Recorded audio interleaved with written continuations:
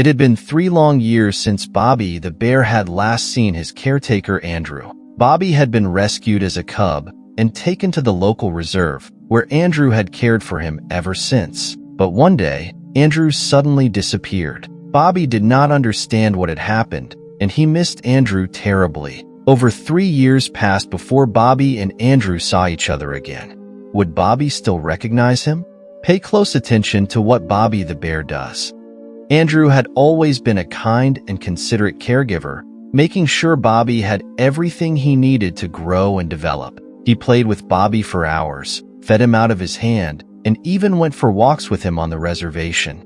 But one day, Andrew suddenly disappeared.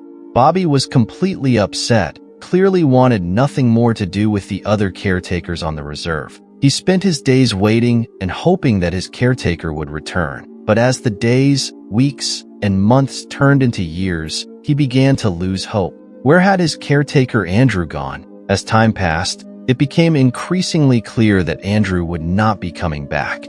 Bobby became more and more isolated. He stopped accepting food from the remaining caretakers on the reserve and often spent days alone in his cave.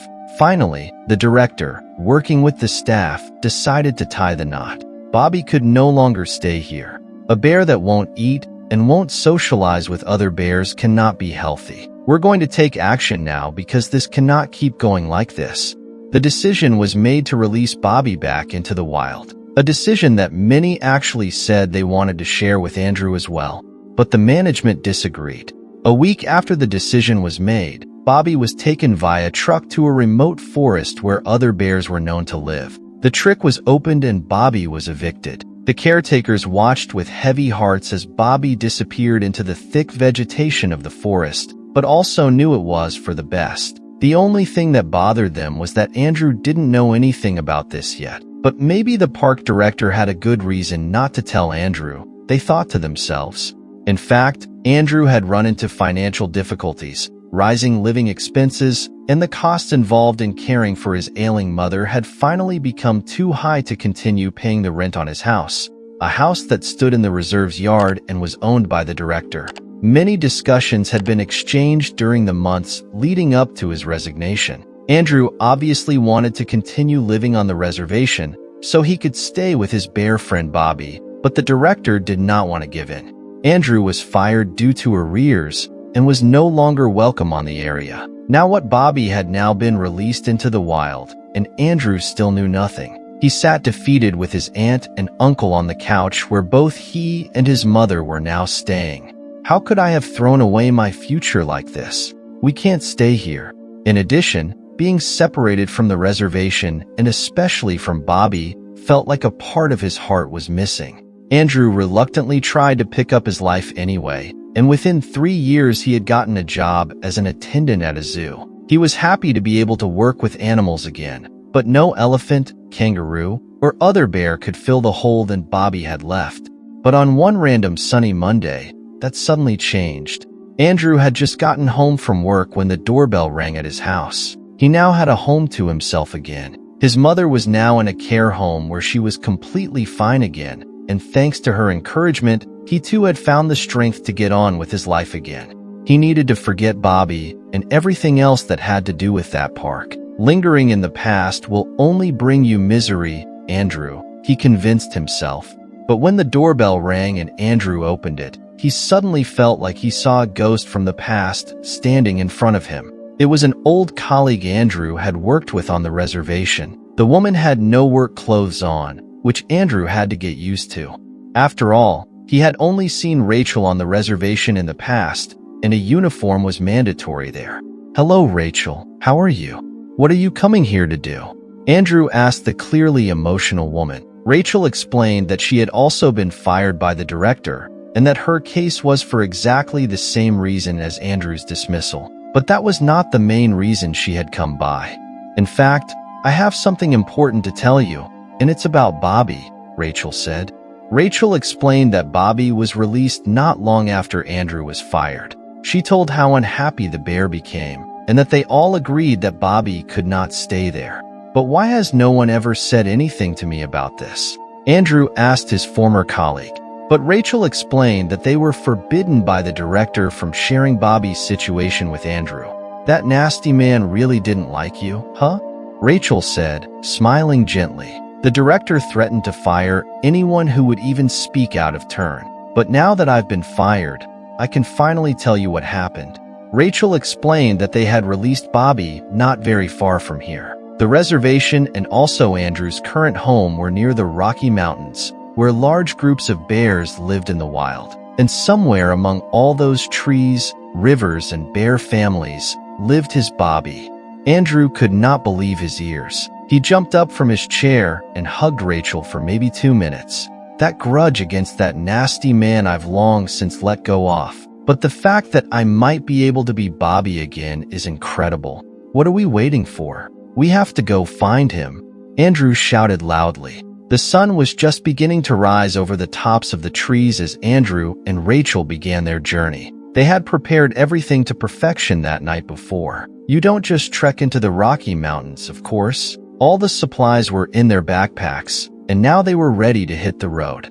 Their goal was simple, but ambitious. They would stay in the mountains for up to 24 hours to find Bobby. They would first document his behavior to see if approach was possible. If it was, they would make their approach. The first steps were taken into the forest, and then the search could begin. As Andrew went deeper into the forest, he felt that he was beginning to get excited and curious again. A form of adrenaline and joy coursed through his body, a feeling he hadn't experienced in years. He hoped to see Bobby again, of course, but having no idea what he would encounter on his journey was also part of the attraction. They hiked for hours, taking in all the splendor of the Rockies. It was beautiful there, and both Andrew and Rachel forgot for a moment what they had come for again. But that feeling didn't last long. As the day progressed, Andrew felt more and more of a sense of frustration. They had searched for hours and had yet to see a single bear. He knew they were out there somewhere, for wet footprints in the mud and droppings were easily spotted all over the place. But a live bear was nowhere to be found, and of course, should they find one, that did not at all mean that bear would definitely be Bobby. "What on earth have we gotten ourselves into?" cried Andrew, and just as he was beginning to lose hope, he heard rustling in the bushes nearby. He froze, his heart racing with excitement. Would this be the moment he had been waiting for? As he approached the bushes, he saw a bit of brown fur just for a split of a second. It was a bear. Andrew's heart skipped a beat as he watched the animal carefully. It seemed to be busily searching for food, completely unaware of Andrew's presence. Andrew couldn't believe his luck. This was exactly what he was hoping for, but the big question was still some time away. So was this bear his Bobby? "How do you know it's Bobby?" Rachel asked Andrew. Andrew laughed softly to make sure the bear wouldn't be startled. "There's only one way to find out." Andrew stepped forward confidently at first, whereupon the bear immediately turned and looked at him sternly. At that moment, Andrew's nerves suddenly shot up. What if he had misjudged this situation? What if this was just a wild bear? Or maybe it was Bobby, but she wouldn't recognize him at all. He looked at Rachel, who was still watching from the bushes, and he began to wonder if he hadn't made a big mistake. Andrew turned and saw a large brown bear standing a few feet away, with 2 piercing eyes on him. Andrew's heart raced as he realized he was most likely face to face with a wild animal. He knew he had to stay calm and do everything he could to prevent the bear from feeling threatened. Andrew slowly stepped back, keeping his eyes on the bear and slowly moving his hand to the pepper spray in his backpack. "It's now or never, because if I don't do something now it's going to go wrong anyway." He spoke to himself in his mind, but just as he was about to go ahead, the bear did something incredible. The bear, which at first was still on its hind legs and growling wildly, had landed again on all 4 of its legs. He now seemed completely calm. To his surprise, the bear did not seem aggressive at all. In fact, as Andrew got closer, the bear seemed to become more and more friendly. He sniffed Andrew, and then gently licked behind Andrew's ears. Andrew remained frozen in place, and then the bear suddenly launched itself up from the ground. He was back on 2 legs and did something heartwarming. He put his arms around Andrew and hugged him lovingly.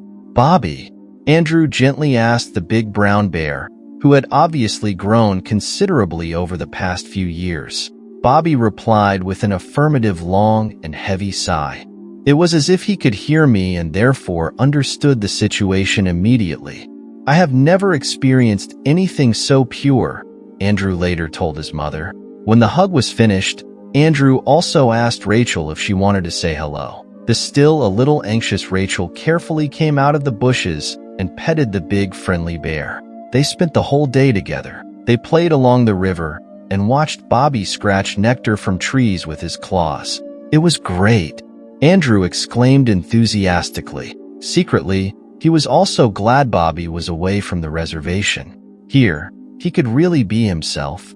Andrew knew that Bobby would be all right and that his gentle giant would not forget him. So he made the following arrangement with Rachel. They would meet every 6 months at Andrew's house for a trip into the mountains. On that day, they would look for Bobby and thus keep the memory of this beautiful bear alive. It's now 2 years after that appointment was made, and again, they were able to find Bobby. In fact, the last time Bobby was the one who found them. He was already arriving with a few fish that he had caught for dinner. Of course, Andrew and Rachel couldn't eat that, but Bobby's gesture was obvious. Andrew and Rachel will be his family is forever. What do you think of this story? Share your thoughts and comments below. Don't forget to like this video, share it, and subscribe for more. Thank you for watching, and see you in our next story.